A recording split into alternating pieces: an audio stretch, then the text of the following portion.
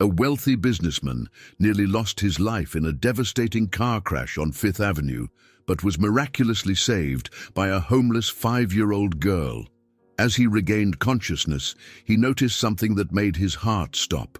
The child bore an identical birthmark to his late wife's, a detail that would unravel decades of buried secrets. What happened next would change their lives forever, in ways neither could have imagined. Leave a like to keep following our upcoming videos, and don't forget to subscribe to receive more incredible stories like this one.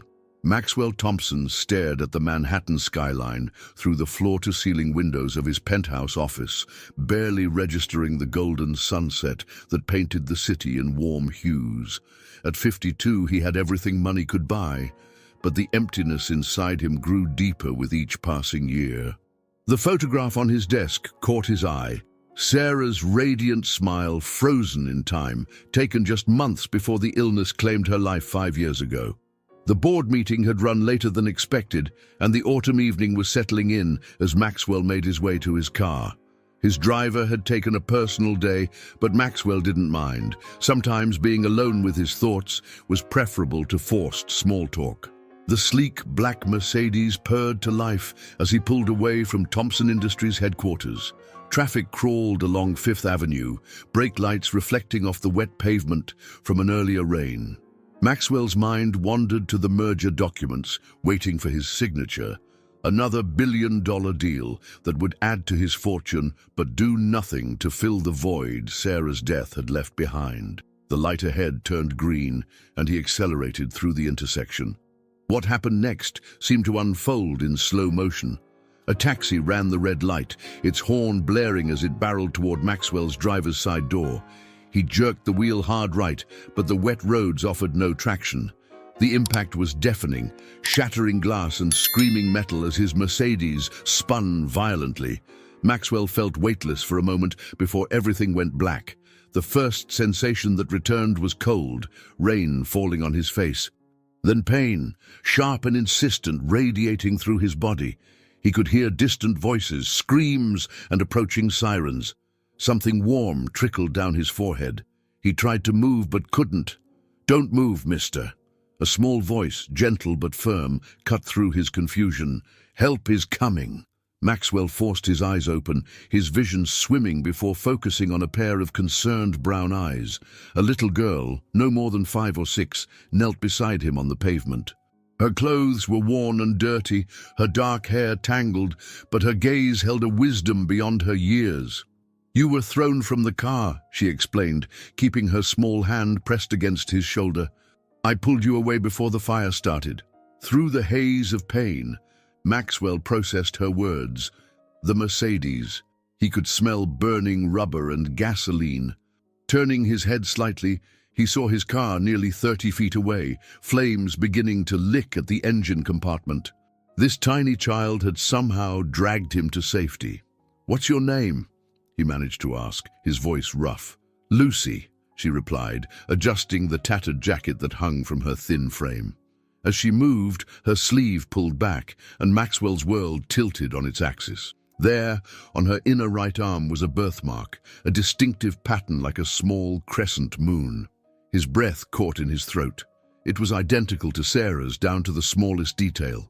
Maxwell had traced that mark countless times during their 20 years of marriage, had kissed it goodbye the morning she entered the hospital for the last time. "Lucy," he whispered, reaching for her arm with a trembling hand. But darkness was creeping in at the edges of his vision.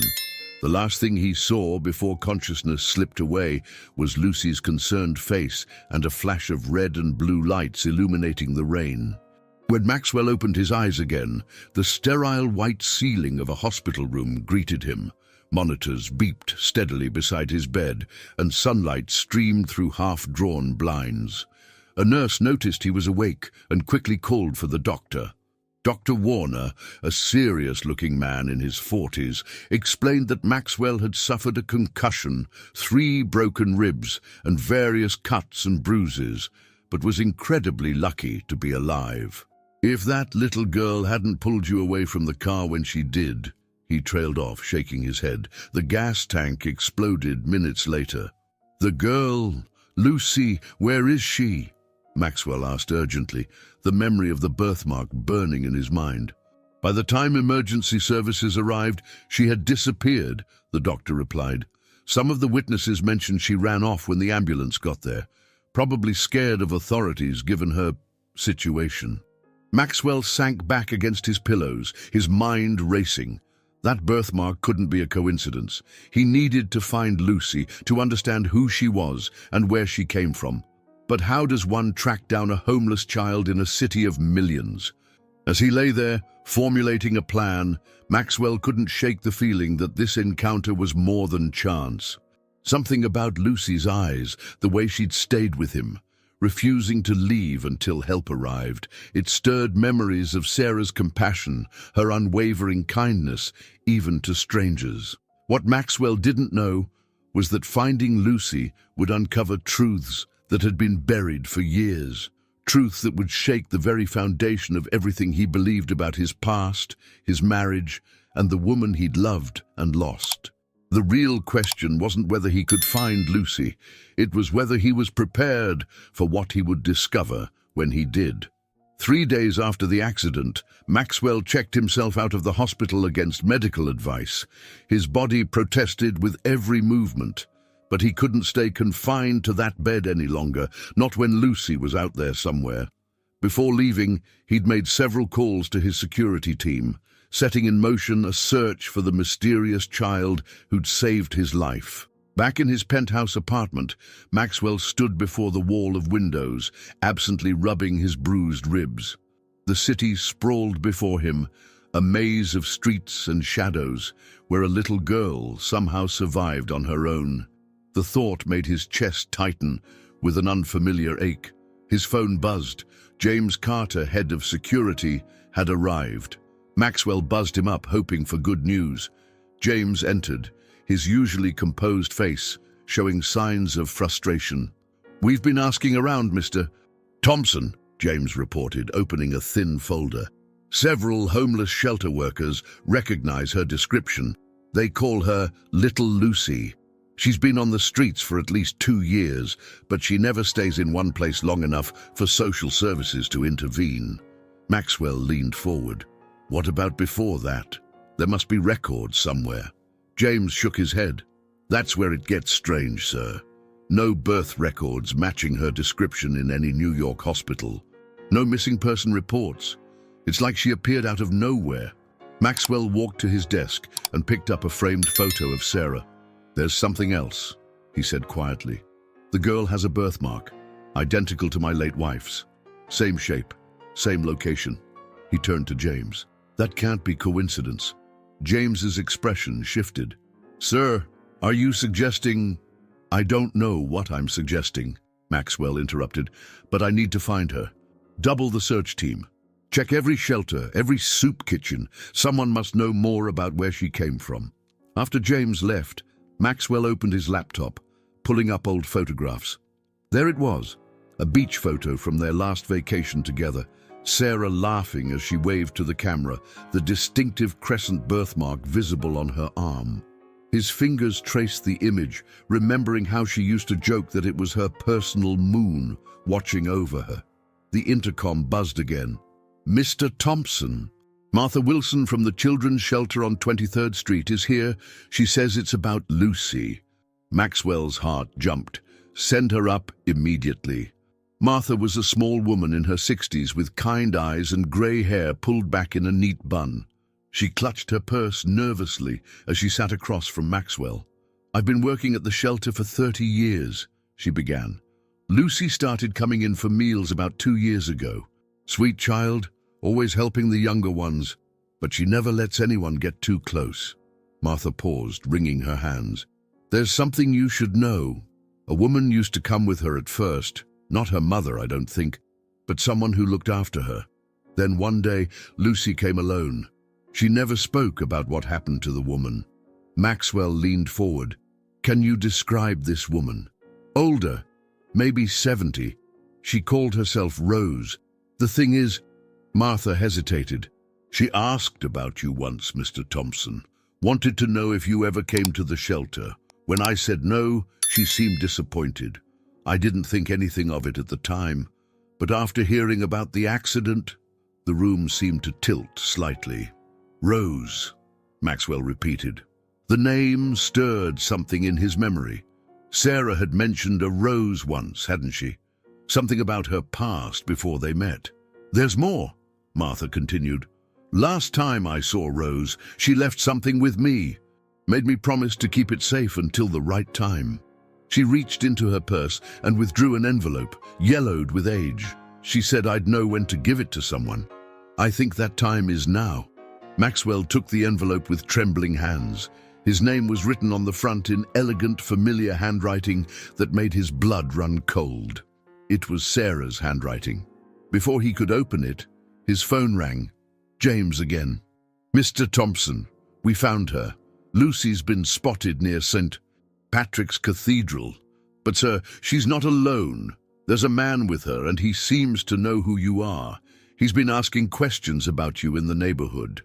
Maxwell stood, wincing at the pain in his ribs. Keep eyes on them. I'm on my way. He turned to Martha, who was watching him with concern. Thank you for this. I need to go, but please, if you think of anything else, just find her, Mr. Thompson, Martha said softly. That child has been waiting for something or someone. Maybe it's you. The envelope felt heavy in Maxwell's pocket as he rode the elevator down to the garage. His security team was waiting with a car, but his mind was racing ahead. Who was this man with Lucy? How did Sarah's handwriting end up on an envelope in a homeless shelter? And Rose, why did that name seem to unlock something in his memory, something just out of reach? As the car pulled into traffic, Maxwell realized he was trembling. After 5 years of carefully maintained control, his world was spinning into chaos. But beneath the fear and uncertainty, another emotion was growing stronger. Hope. Maybe, just maybe, he was about to uncover the truth that had been waiting all this time, hidden in plain sight on the streets of New York. What he couldn't know was that the man with Lucy was about to change everything, and the contents of Sarah's letter would reveal a secret that had been kept for far too long. The late afternoon sun cast long shadows between the towering spires of St. Patrick's Cathedral as Maxwell's car approached. His security team had positioned themselves discreetly around the area, reporting that Lucy and the unknown man were still there. Sitting on a bench near the cathedral steps, Maxwell's hand touched the envelope in his pocket, Sarah's handwriting burning through the paper into his consciousness. He hadn't opened it yet. Something told him he needed to find Lucy first. The car stopped half a block away, and James appeared at his window. Sir, the man with Lucy, we've ID'd him through our facial recognition system. His name is Thomas Bennett, age 75. He was a janitor at Mount Sinai Hospital for over 30 years before retiring. Maxwell frowned. Mount Sinai, that's where Sarah was treated. Yes, sir, and there's something else. He worked there during the same period. Maxwell's heart skipped a beat. He stepped out of the car, ignoring the protest of his injured ribs. As he rounded the corner, he saw them. Lucy, small and vulnerable in her worn clothes, sitting next to an elderly man who was sharing a sandwich with her. The man's clothes were clean, but dated, his white hair neatly combed despite his obvious modest circumstances. Lucy spotted him first. Her eyes widened, and she tugged on Thomas's sleeve. The old man looked up, and for a moment, time seemed to freeze. There was no surprise in Thomas's face, only a deep, sad recognition. Mr. Thompson, Thomas said quietly, standing. I've been wondering when you'd find us. Lucy stayed close to Thomas, but watched Maxwell intently. The birthmark on her arm was partially visible beneath her sleeve, and Maxwell couldn't help staring at it. You worked at Mount Sinai, Maxwell said, his voice rougher than he intended. When Sarah was there. Thomas nodded slowly. I did. I knew your wife well. Better than you might think. She was kind to everyone, even the cleaning staff, especially to those of us working the night shift. Why are you with Lucy? What's going on here? Thomas glanced down at Lucy, then back at Maxwell. Because I made a promise to Rose and to Sarah. The name hit Maxwell like a physical blow. Rose. Martha at the shelter mentioned her. Who is she? And how did Sarah know her? Rose was Sarah's mother, Thomas said quietly. Her real mother, not the woman you met. The woman who raised her died when Sarah was young, and her father remarried. But Rose, she was forced to give Sarah up when she was born. She was just 17, working as a maid for a wealthy family. They said she couldn't keep the baby, that it would ruin their reputation. Maxwell felt dizzy. In 20 years of marriage, Sarah had never mentioned this. That's impossible. Sarah would have told me. Would she? Thomas asked gently. Sarah only found out herself near the end, when she was sick. Rose had been working at the hospital for years, keeping watch over her daughter from afar. When Sarah's cancer became terminal, Rose finally told her the truth. Lucy, who had been silent until now, spoke up. Like me. Rose found me too. Maxwell looked at the little girl, really looked at her. Those eyes, they were Sarah's eyes. And that birthmark. Rose took care of Lucy after Sarah died, Thomas continued. She knew the truth would come out eventually, but then Rose got sick last year, cancer just like Sarah. Before she died, she made me promise to watch over Lucy, to make sure she was safe until what? Until you were ready to know the truth. Thomas reached into his worn jacket and pulled out a photograph. It showed a much younger Sarah, probably in her early 20s, holding a baby. On the back was written, Emily, 2018. Maxwell's hand shook as he took the photo. I don't understand. Sarah had a baby before she met you, Thomas said softly. She was young, alone. The father was from a wealthy family, like her adoptive parents. They forced her to give the baby up, just like Rose had been forced to give her up. History repeating itself. The baby was adopted by a couple in Boston.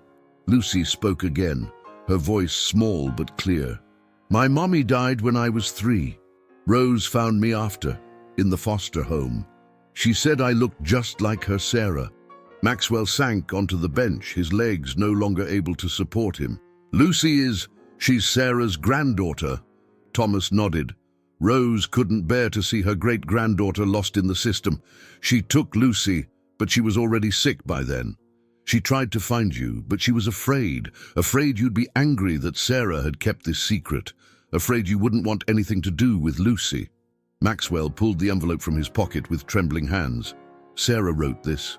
Yes. Rose kept it all these years. She wanted you to have it when you were ready to understand. As the sun set behind the cathedral, casting them all in shadow, Maxwell finally opened the letter. Sarah's words, written in her last days, would change everything.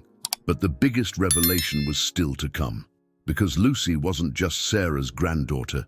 The truth about her father's identity would shake Maxwell's world to its core.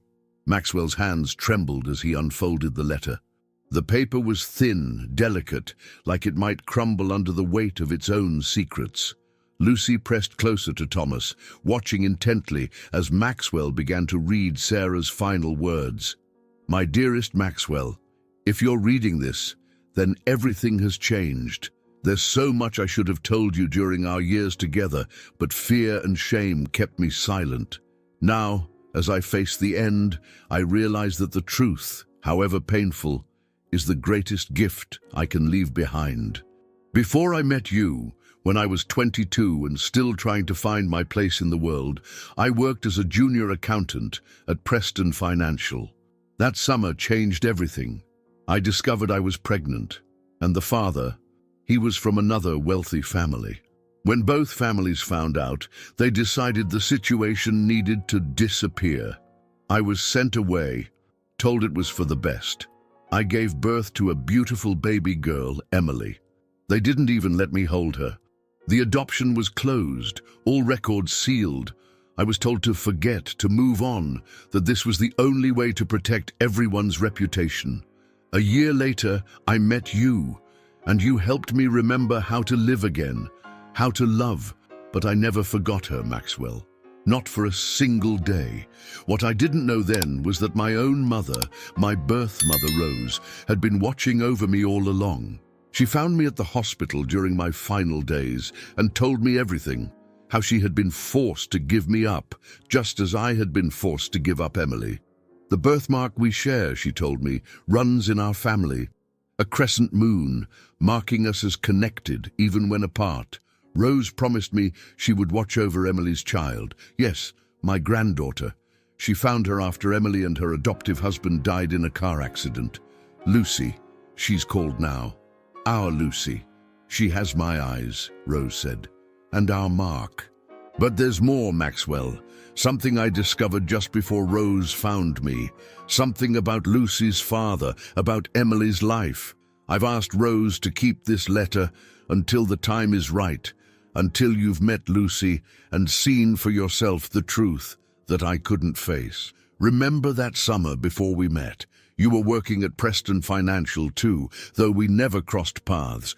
But someone there knew both of us, someone who connected our lives in ways we never knew. His name was... Maxwell stopped reading abruptly, his face draining of color. He looked up at Thomas, who nodded slowly, understanding dawning in his eyes. James Preston, Thomas said quietly. Your best friend at the time, Emily's father. Maxwell's world tilted on its axis. James Preston had been like a brother to him back then. They'd worked together, dreamed of building their own company together. But James had disappeared that summer, sent abroad by his family for business training. Maxwell had never understood why their friendship had ended so abruptly. James knew, Maxwell whispered. He knew I would eventually meet Sarah. That's why he left, why he cut all ties. Lucy watched the exchange with wide eyes, not fully understanding but sensing the gravity of the moment. She reached out hesitantly and touched Maxwell's hand. The simple gesture brought him back to the present, to the reality of this small girl who carried so much history in her blood. There's more to the letter, Thomas urged gently. Maxwell looked down at Sarah's handwriting, his heart pounding. The next paragraphs would reveal something that would change everything. Not just about Lucy's connection to his past, but about a decades-old deception that had shaped all their lives. Thomas placed a steadying hand on Lucy's shoulder as Maxwell continued reading. The truth about James Preston, about the real reason he'd disappeared, and about why Sarah had been chosen to work at Preston Financial that summer, was about to emerge. And with it, the realization that Lucy's presence in Maxwell's life was anything but accidental. The cathedral bells began to toll, marking the hour, as Maxwell turned to the final page. Sarah's last words to him held a revelation that would force him to question everything he thought he knew about his past, his marriage, and the man he'd once called his best friend. The answer to why Lucy had been drawn to save him that day on Fifth Avenue lay in the carefully crafted plan set in motion decades ago by people who were now only memories. Maxwell's hands shook as he turned to the final pages of Sarah's letter. The setting sun cast long shadows across the cathedral steps, and Thomas had draped his worn jacket over Lucy's shoulders to protect her from the growing chill. The world seemed to hold its breath as Maxwell continued reading. Maxwell, what I discovered about James Preston changes everything. He wasn't just my colleague that summer. He was chosen by his family to work there, to get close to me. You see, the Prestons had been watching me for months, ever since they discovered who I really was. My birth certificate had been sealed, but Rose told me the truth. My father wasn't just any man. He was Charles Preston Sr., James's uncle. A secret affair with my mother Rose, a young maid, had resulted in my birth. The Preston family had orchestrated my adoption, paid for my education from afar, and then manipulated events to bring me to Preston Financial. James didn't know at first. When he fell in love with me, it was real. But when I became pregnant, his father finally told him the truth. I was his cousin. The family couldn't risk the scandal, couldn't let anyone discover their decades-old secret. That's why they sent him away, why they forced me to give up our baby. They arranged Emily's adoption to a couple in Boston, the Winters, good people who had no idea about her true background. I tracked them down years later, learned that Emily had grown into a beautiful, kind woman. She married young, had Lucy. But then the accident happened, and Lucy was all that remained of our shared blood. Rose found her in foster care, recognized our family's birthmark immediately. She couldn't bear to see another generation lost to the system, but she was already sick by then, knowing her time was limited. That's when she found Thomas, who had been her friend at the hospital, the only other person who knew the whole truth. Maxwell, my darling, this is why I couldn't tell you. The Prestons had threatened to destroy everything. Your friendship with James, your business partnerships, all of it. They said they would make sure you never succeeded if their secret got out. I couldn't let them hurt you too. But now Lucy needs protection, needs love. She's not just Emily's daughter or my granddaughter. She's the living proof of the Preston family's deception. And there's one more thing, something I discovered just before I died. James tried to make it right. He left something for Emily, for Lucy, hidden away where his family couldn't touch it. Thomas knows where. Maxwell looked up at Thomas, who nodded slowly. A trust fund, the older man explained. James set it up in secret before he left.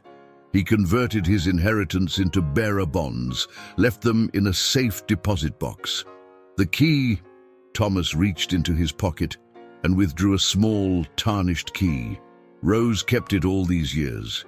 It was meant for Lucy when the truth came out. Lucy watched the exchange with quiet intensity, her small hand still holding Maxwell's. Despite her young age, she seemed to understand the weight of the moment. Maxwell returned to the letter, his heart pounding as he read Sarah's final words. My love, I know this is overwhelming.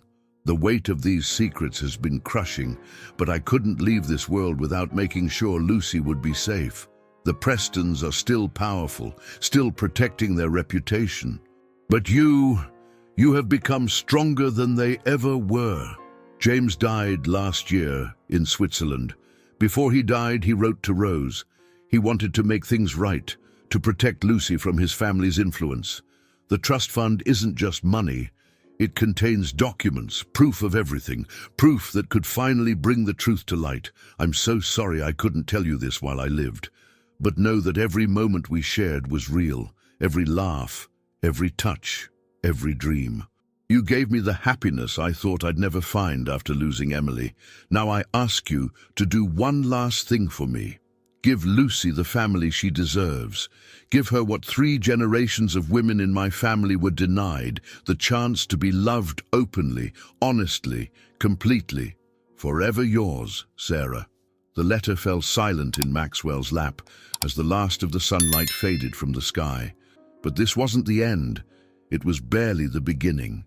Because what Sarah couldn't have known, what none of them could have guessed, was that the Preston family had never stopped watching, and Maxwell's search for Lucy had already set in motion events that would bring decades of carefully guarded secrets crashing down.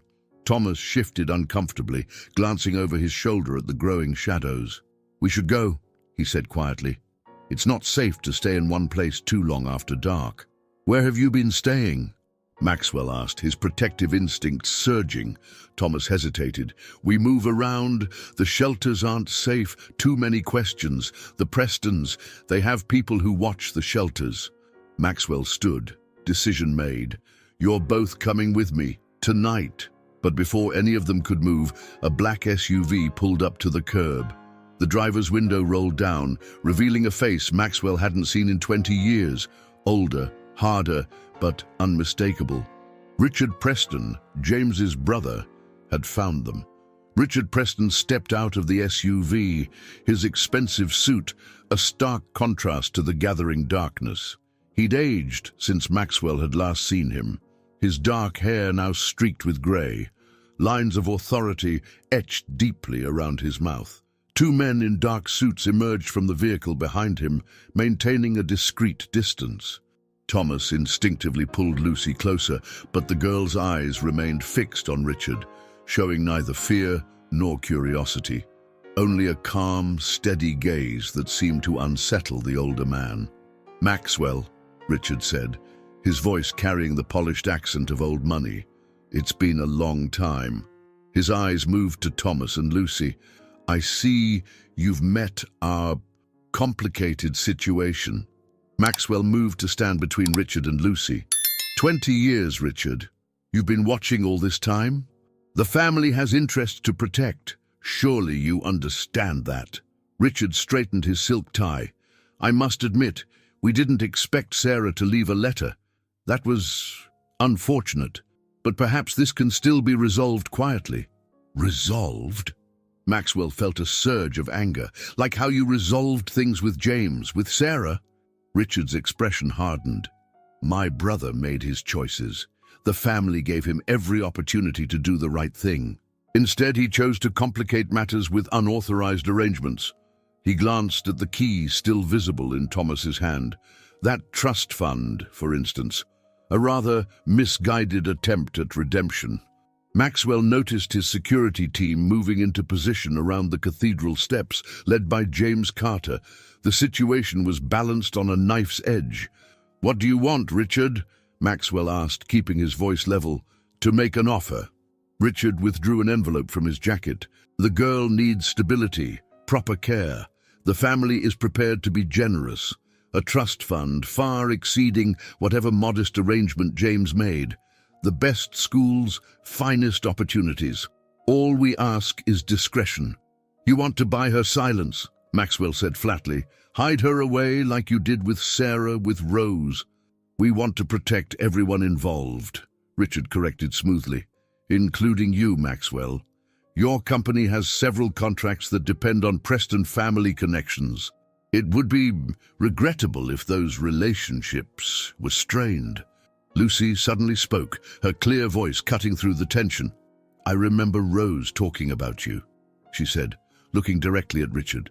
"She said you were afraid." Richard blinked, thrown off balance by the child's directness. "Afraid? Don't be ridiculous.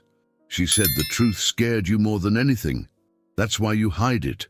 Thomas squeezed Lucy's shoulder gently, but there was pride in his eyes.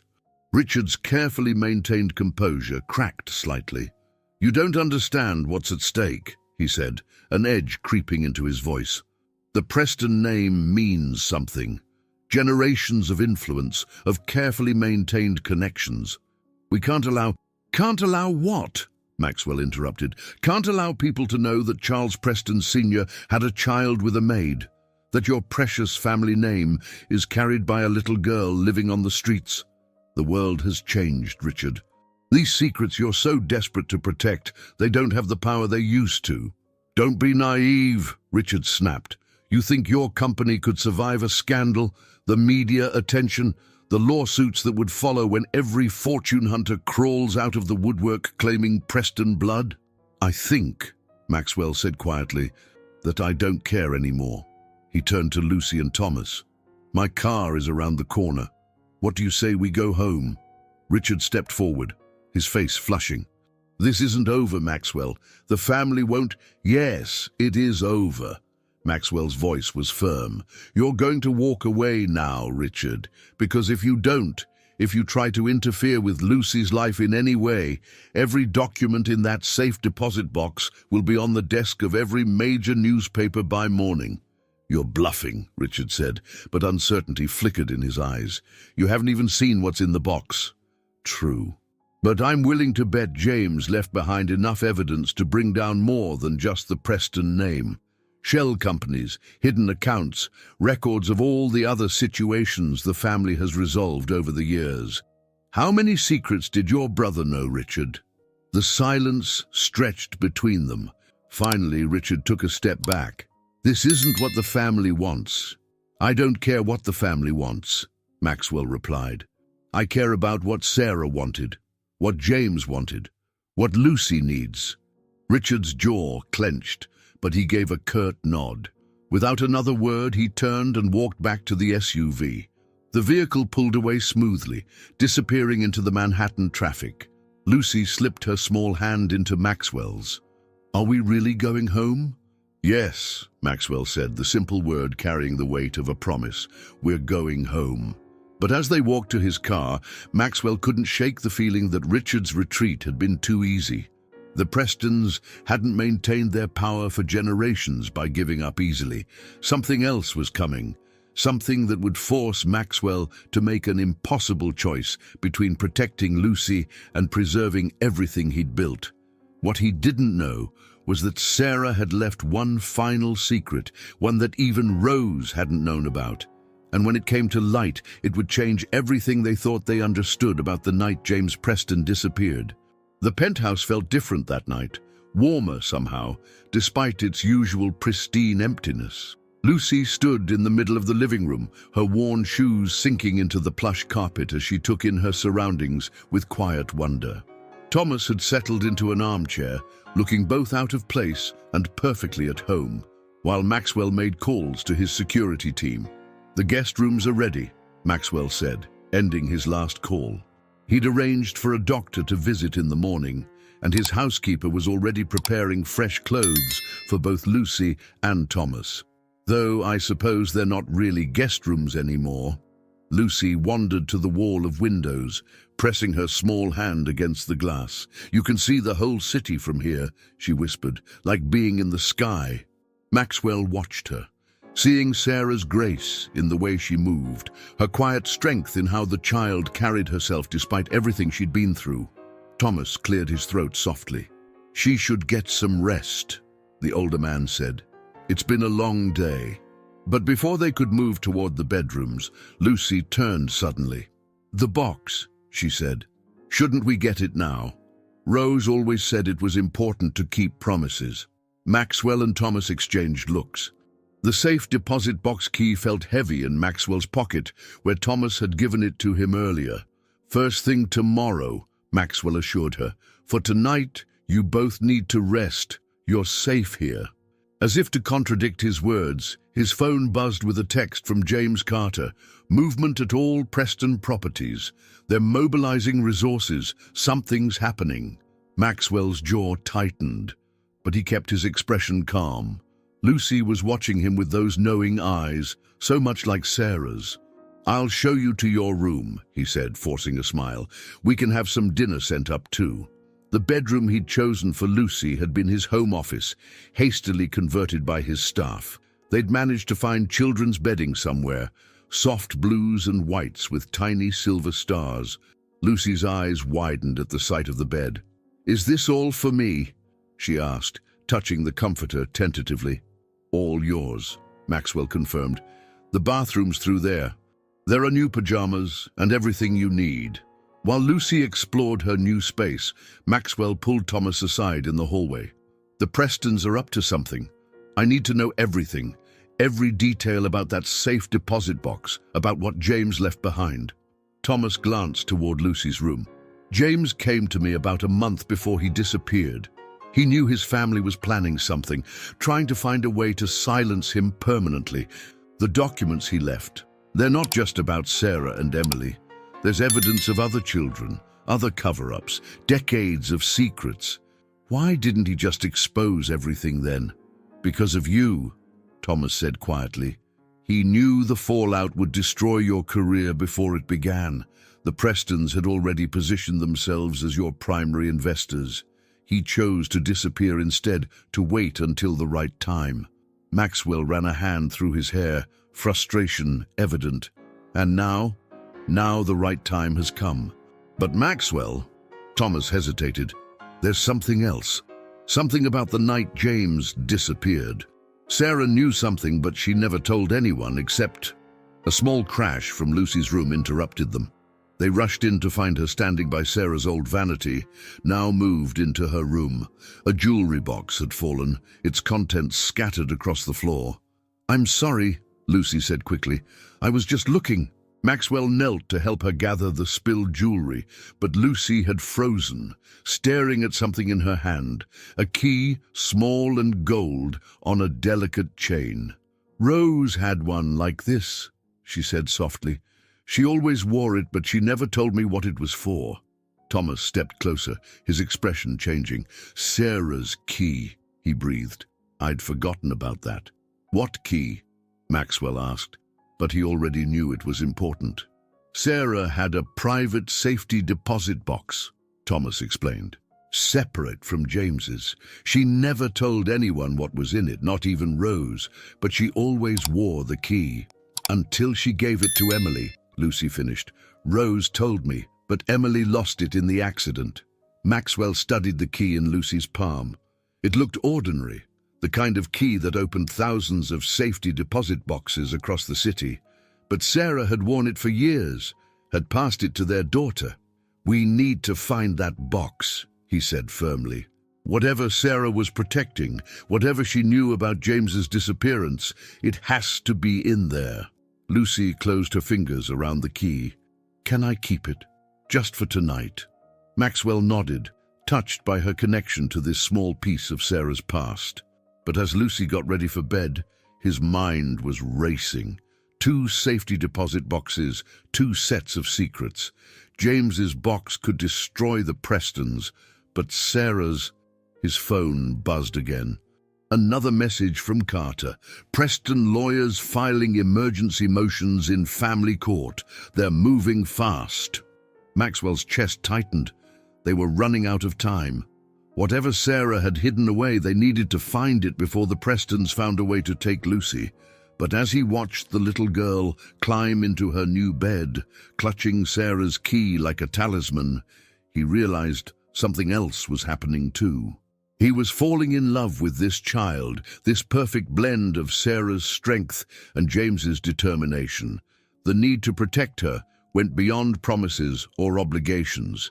She was family in every way that mattered.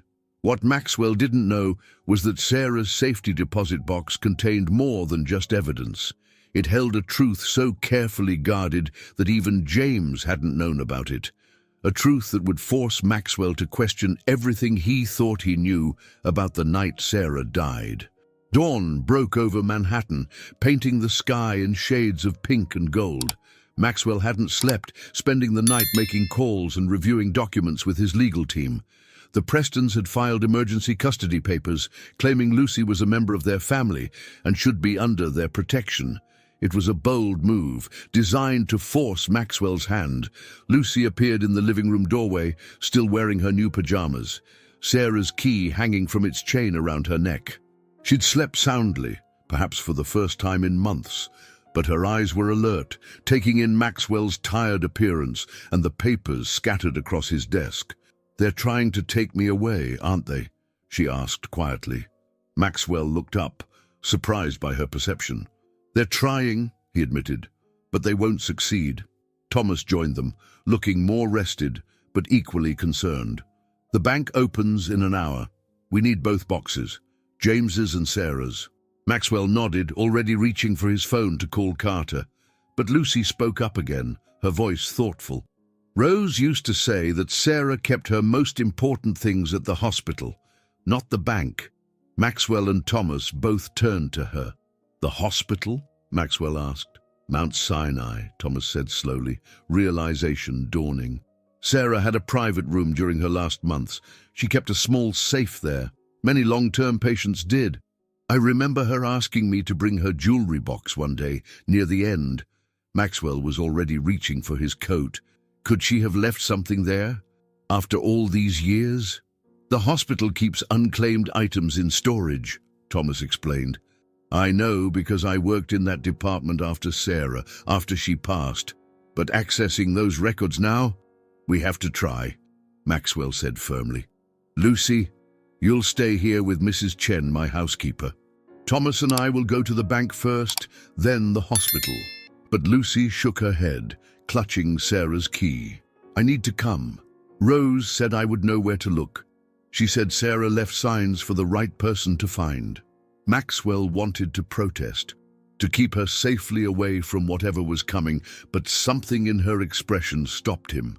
She had Sarah's determination, that quiet certainty that had always made it impossible to argue with her mother. "All right," he conceded. "But you stay close to me, and if I say we leave immediately. Understand?" Lucy nodded solemnly. Within 30 minutes, they were in Maxwell's car, heading toward the bank. Carter had arranged for private access before regular hours, ensuring they wouldn't be disturbed. The Prestons would be expecting them to access James's box, but Sarah's was still a secret. The bank manager met them personally, leading them to the vault. Maxwell noticed Lucy studying everything intently, as if memorizing each detail. When they reached James's box first, Thomas inserted the key with steady hands. Inside were stacks of documents, photographs, and a sealed envelope with Maxwell's name. But it was a small notebook that caught Thomas's eye. "James's journal," he said softly. He documented everything: dates, names, accounts, the Preston family's entire history of secrets. Maxwell quickly photographed each page while Thomas and Lucy kept watch. The evidence was damning. Decades of covered-up scandals, illegal payments, and manipulated records, but nothing about Sarah's final days or any other safety deposit box. They moved quickly to another floor where Sarah's box waited. Lucy insisted on inserting the key herself, standing on tiptoes to reach the lock. Inside was a single envelope, thick with what felt like photographs, and a key card marked Mount Sinai Storage B7.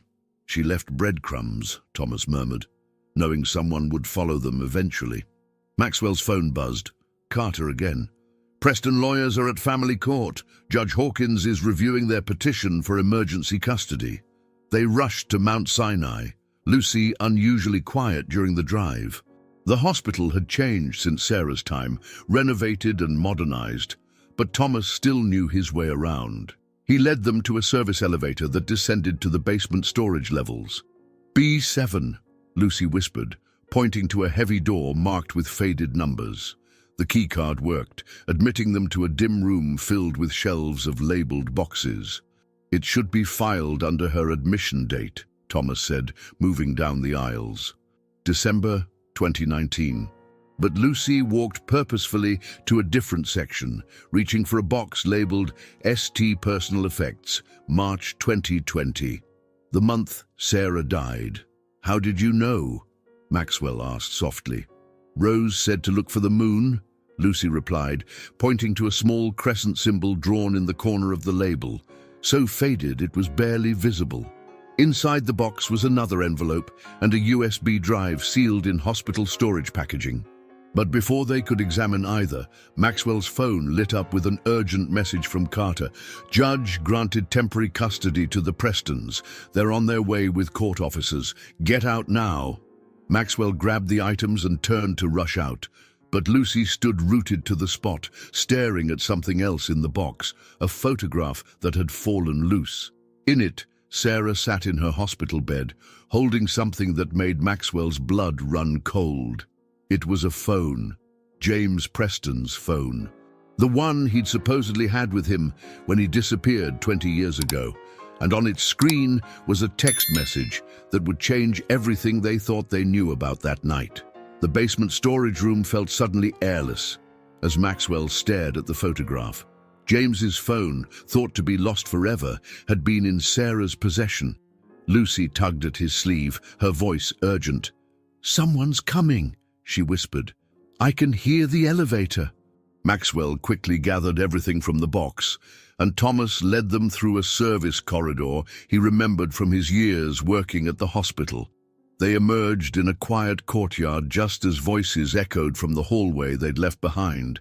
"The car's around back," Maxwell said quietly. "We need to move." But Lucy stopped, pointing to the USB drive in Maxwell's hand. "We have to know," she said simply. "Rose always said the truth was the most important thing." She was right. They couldn't run without understanding what Sarah had protected all these years.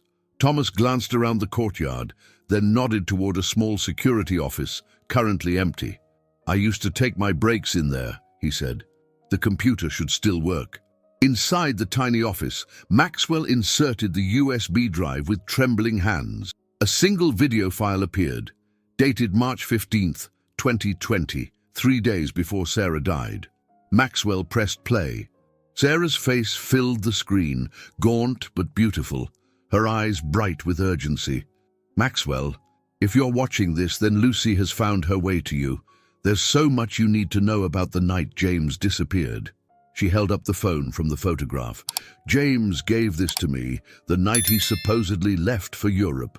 He knew his family was planning something, not just to silence him about Emily, but about everything. He'd discovered that the Prestons had been using their family foundation to hide money for criminal organizations, laundering billions through charitable donations." Maxwell felt the weight of the revelation. The Preston Foundation was one of the largest charitable organizations in the country, its influence reaching into every major institution. "James had proof," Sarah continued. "He'd been gathering evidence for months. But he knew they were watching him, so he gave everything to me, the one person they'd never suspect. The night he disappeared, he wasn't running away. He went to meet Richard, to confront him with what he knew." Sarah's eyes filled with tears. "He never made it to that meeting. Richard had arranged something else entirely. I didn't know then, but I discovered the truth years later when I was first diagnosed with cancer. One of Richard's men confessed to me on his deathbed. He was there that night." Maxwell leaned closer to the screen, his heart pounding. Lucy pressed against his side, her small hand finding his. "They forced James's car off the road upstate," Sarah continued. "Made it look like an accident, like he'd run away to Europe, but he never made it out of New York. The Preston family had him killed to protect their secrets." The revelation hung in the air like a physical presence. Thomas made a small sound of distress. "I kept quiet to protect Emily, to protect myself," Sarah's voice cracked. "But I made copies of everything James had discovered. It's all here on this drive. Account numbers, transactions, names. Enough to bring down not just the Prestons, but dozens of corrupt organizations they've worked with." She leaned closer to the camera. "But Maxwell, my love, that's not the most important thing I need to tell you. It's about Lucy. You see, James wasn't just trying to expose his family's crimes. He was trying to protect his daughter, Emily, and through her, Lucy." Maxwell's breath caught. Sarah's next words would change everything. "The reason the birthmark meant so much to Rose, to me, to Lucy, it's because it doesn't come from my side of the family. It comes from the Prestons. James's grandmother had it, and his sister, the one they kept hidden away in Switzerland. Lucy has it because she's not just my granddaughter, Maxwell. She's James's granddaughter too. And that means..." The video suddenly stopped as the power in the small office went out. In the darkness, they heard footsteps approaching. "How touching!" Richard Preston's voice came from the doorway. "A family reunion of sorts." The emergency lights flickered on, revealing Richard flanked by 2 police officers and his private security. He held up a document. "I have a court order for temporary custody of the child," he said smoothly, "and a warrant to collect any materials belonging to the Preston Family Foundation. I'm afraid your little scavenger hunt ends here." Maxwell stepped in front of Lucy protectively, but she moved forward, Sarah's key still hanging around her neck. She looked directly at Richard, and for a moment he seemed to flinch at her steady gaze. "You look just like him," Lucy said quietly. "Like the pictures of James that Rose showed me." She said the truth always finds a way out. Richard's composure cracked slightly. Because Lucy was right. She had James's eyes, the same ones Richard saw in the mirror every day, the same ones that had looked at him with disappointment and accusation the night his brother disappeared. Maxwell realized they were out of options, but then he felt Lucy press something into his hand. While everyone's attention had been on Richard, she had removed the USB drive from the computer. What happened next would determine not just Lucy's fate, but the future of one of America's most powerful families. And Sarah's final secret, the one not even recorded on the video, was about to change everything. The small security office crackled with tension as Richard Preston took a step forward, his hand extended for the USB drive he thought was still in the computer. Maxwell felt Lucy's small fingers wrap around his, a gesture of trust that strengthened his resolve. "It's over, Maxwell," Richard said. "Don't make this more difficult than it needs to be." But before Maxwell could respond, Thomas spoke up, his voice steady despite his age. "There's something you should know first, Richard. Something about the night James died." Richard's expression hardened. "My brother disappeared to Europe. That's the official record." "No," came Lucy's clear voice. "He was murdered, and you were there." The color drained from Richard's face. The police officers exchanged uncomfortable glances, sensing they were in the middle of something far more complex than a simple custody dispute. "You don't know what you're talking about," Richard snapped, but his voice wavered. Maxwell pulled an envelope from his pocket, the one from Sarah's safety deposit box. "Actually, she does, because Sarah knew everything, Richard. She had proof."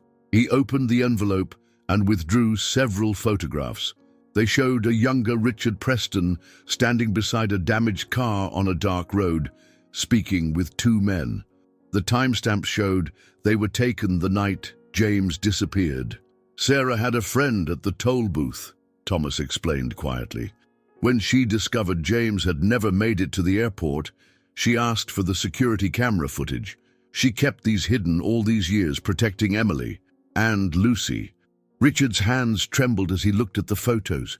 "You don't understand," he whispered. "James was going to destroy everything, the foundation, the family name." "He was going to expose the truth," Maxwell corrected, "about the money laundering, about what happened to him, about Emily, your own niece, Richard. You helped force her into adoption, then stood by while she grew up without her real family." Lucy stepped forward, her small face set with determination. "But he left something else too, didn't he? Something you never found." From around her neck, she removed Sarah's key, the small golden key that had meant so much to so many people. But it wasn't just a key to a safety deposit box. There was a tiny USB drive built into its handle, disguised as part of the design. "The original evidence," Thomas breathed. "James gave it to Sarah, who gave it to Emily, who must have given it to Rose before the accident." "Rose gave it to me," Lucy said softly. "She said to keep it safe until I found the right person to trust." She looked up at Maxwell, like Mum did with you.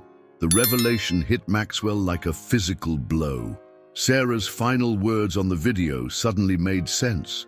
Lucy wasn't just James's granddaughter, she was his granddaughter too. "Emily was my daughter," he said, the truth finally clicking into place.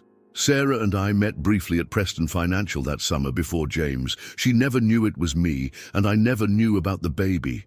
When we met again a year later, the Preston family knew," Thomas said. "They orchestrated everything, getting Sarah to give up the baby, then bringing her back into Maxwell's life later. They thought they could control both of you that way." Richard sank into a chair, the weight of decades of deception finally breaking him. "Father said it was the only way. The scandal would have ruined everything. A Preston baby born to an unknown employee, then adopted by the daughter of another secret Preston child." The police officers stepped forward, their expressions now grave. "Sir," one said to Richard, "I think we need to contact the district attorney." Maxwell knelt beside Lucy, who was watching everything with those wise eyes that held both Sarah's compassion and James's determination. "You knew?" he asked softly. "About me?" She nodded. "Rose said my mom had two dads who loved her, one who chose her and one who lost her. She said I'd know which was which when the time came." Tears filled Maxwell's eyes as he pulled his granddaughter close. All the years of emptiness, of missing Sarah, of building walls around his heart, they fell away in that moment. The next few hours passed in a blur. The district attorney arrived and Richard Preston confessed to everything. James's murder, the financial crimes, the decades of cover-ups. The Preston Foundation was placed under investigation, its corrupt network finally exposed. But Maxwell barely registered any of it. He was focused on Lucy, on Thomas's stories about Sarah's final days, on the family photographs they found in the hospital box. Pictures of Emily growing up happy despite everything, her adoptive parents giving her the love she deserved. That evening, as Lucy fell asleep in her new room in the penthouse, Maxwell stood at the window with Thomas. Sarah knew, the older man said quietly. At the end, she figured it out. She saw Maxwell Thompson in Emily's adoption records and realized the truth. That's why she chose you all those years ago. Some part of her recognized what had been taken from both of you. Maxwell touched the small golden key that now hung around his own neck. And now Lucy found her way back. Not just to me, but to the truth about her whole family. Sarah would be proud, Thomas said, of all of you. Later that night, Maxwell sat beside Lucy's bed watching her sleep. On her bedside table sat a framed photograph, Sarah holding baby Emily, her smile radiant and full of love. Beside it was a newer photo, taken just hours ago, of Lucy and Maxwell together in the penthouse, both smiling, both finally home. The moon hung low over Manhattan, its light casting a gentle glow through the windows. Maxwell noticed how it illuminated the small crescent birthmark on Lucy's arm, a symbol not of a family's secrets, but of love's endurance across generations. In the end, Sarah had given them all what they needed most, the truth that set them free and the love that brought them home. Lucy stirred slightly in her sleep, a peaceful smile on her face. Maxwell kissed her forehead gently. "Sweet dreams," he whispered. "We have all the time in the world now." Outside, the city that had held so many secrets for so long sparkled with new promise. Tomorrow would bring challenges, investigations, press conferences, legal proceedings. But none of that mattered tonight. Tonight was for family, for healing, for the quiet joy of found things that were never truly lost. Lucy had saved him that day on Fifth Avenue, in more ways than one, and in saving him, she had saved herself, saved the truth, saved the future that Sarah and James had dreamed of for their daughter and granddaughter. The truth had finally found its way home, and so had they all.